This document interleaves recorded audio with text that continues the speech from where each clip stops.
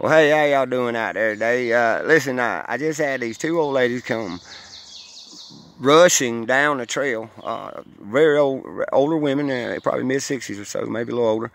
They was coming down the trail behind me, and I was camped up there in my little camp spot, and they come running down, and they seemed all in a rush, and the one old lady kept telling the old lady, "It's gonna be okay, it's gonna be okay."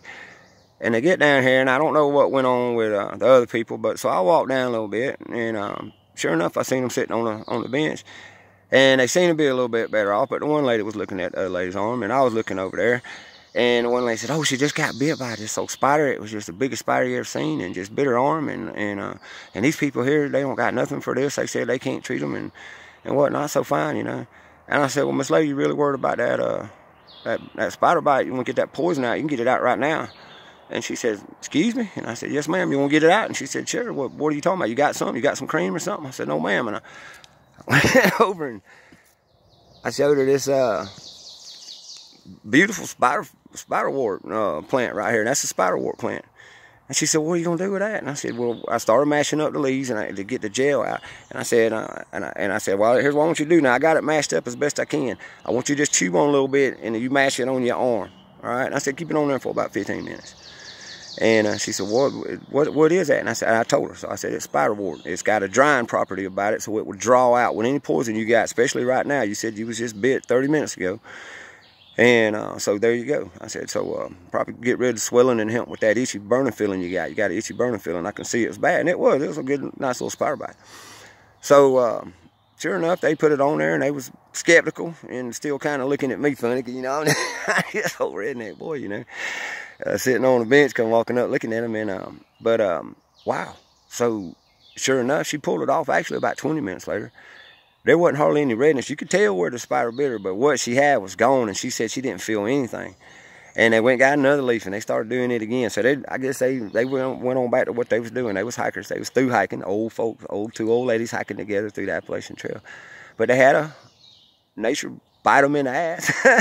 And they was worried, and all around them was medicine. And I had actually had a chance to talk to them about that, because they're my elders, and I love to talk with an elder about things like this, or anybody actually, but the elders are most important, because they'll use this in the future.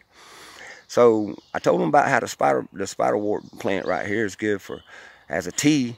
The leaves and the tea, it's actually good for your kidneys, for flushing out your kidneys. It's good for stomach ailments like stomach ulcer, sour feeling, and upset stomach.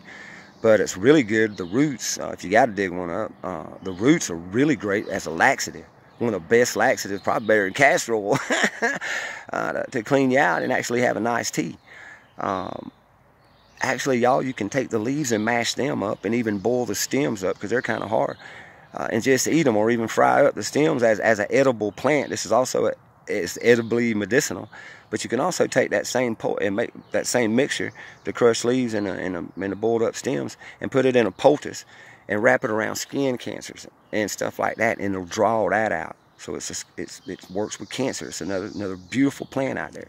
It's also a purple, beautiful plant, and it's a day flower. So you see these little buds. So it's only going to bloom one day, and then the next bud will come up tomorrow. You see that little bud under there?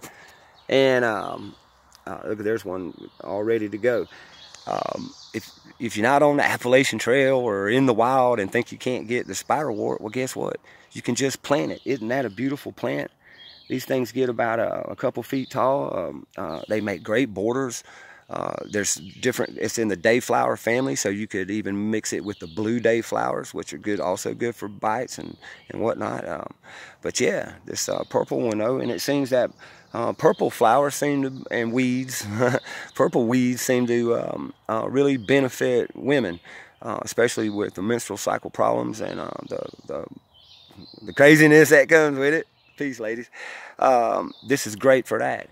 But listen, this plant also has some magical properties, y'all. And I love to talk about earth magic, so I'm going to tell you some. Speaking of the ladies, if ladies, you that time of month and you're feeling bad and you ate some leaves, but you know, or you're pregnant and you got that beautiful baby inside of you, and you don't think anybody sees the beauty of who you are, you could actually take these flowers and pick some, because they only live for a day, right? So you can enjoy them. and put them in your bath water. And as you sit in the bath, it'll give you an essence and a magical feeling of being beautiful and make you feel beautiful. Hey, and even some of you guys out there that like being pretty, y'all like being pretty these days.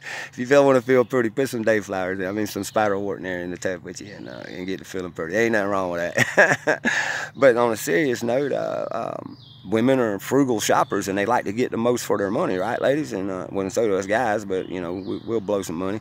But that seems to be the thing. A mom, a wife wanting to do the best with what they got, and you can actually take some dry flowers and put them in your wallet, and then when you shop, your money will be spent in a better fashion to give you more abundance from your money, because there really no abundance comes from money, but you know what I mean. And it's just a little magical legend that I love very much. So you could put them in your wallet and help you with abundance in your life. And now a good thing is if you plant them around your house, it's old Cherokee mythology that goes back probably a couple thousand years at least that I know of, that it wards off negativity and even wards off evil. Spiderwort and dayflowers were often planted around places, and you see how they're everywhere. Where it seemed like there was evil about, the evils of man, war, and it kind of hide people, keep them away from evil. Evil would go by and bypass them, so it wards off negativity.